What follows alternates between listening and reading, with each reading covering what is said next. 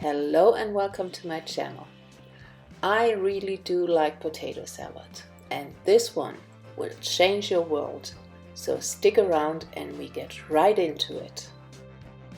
The main ingredients are waxy potatoes, rucola, spring onion and red onion. Unlike many others, I peel the potatoes first, I cut them in slices and I cook them in salted water. That cuts the boiling time down to 50% and you may not need any salt later. Have you ever tried potato salad out of the fridge? That's just not working. Potato salad should be at least served at room temperature. And the warmer it gets from there, the better it tastes. Another detail is the vinegar and the oil you choose. I use a white balsamic, which has only 3% of acid content and comes with a fruity taste. The oil should be neutral in taste, like sunflower oil or grapeseed oil, to let the other ingredients work their magic. I salt the water pretty well. For this amount of potatoes, about 600 grams or 1.5 pounds, I use 2 teaspoons of salt. The potato slices boil for around 10 minutes on medium heat and they are done. I put them in a sieve and let them steam off for around 3 minutes. When the potatoes stopped steaming, I put them in a bowl together with the onions. The potatoes cool down really quick since I sliced them up, so it's time to kick up a notch.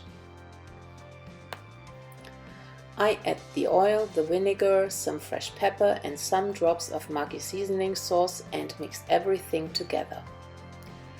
I never used Maggi seasoning for anything except this potato salad. You'll note the difference once you tried it. It's kind of a secret ingredient. No one will recognize it, but you will feel like something is missing here when you don't put it in. I give the potato salad a quick mix and then I cut the rucola into 3 cm or 1 inch large pieces. So our last thing to do is bring the rucola and the potatoes together, mix them up and we are done.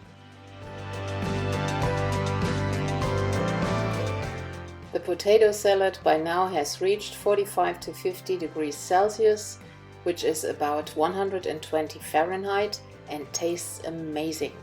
You can serve the potato salad as a side dish or as a standalone. Either way, it's magnificent. So, if you liked this recipe, please give it a thumbs up and leave a comment to let me know what you think. If you are new to this channel, please subscribe and click on the bell to get notified about more videos like this to come. Thank you for watching and I'll see you next time. Bye bye!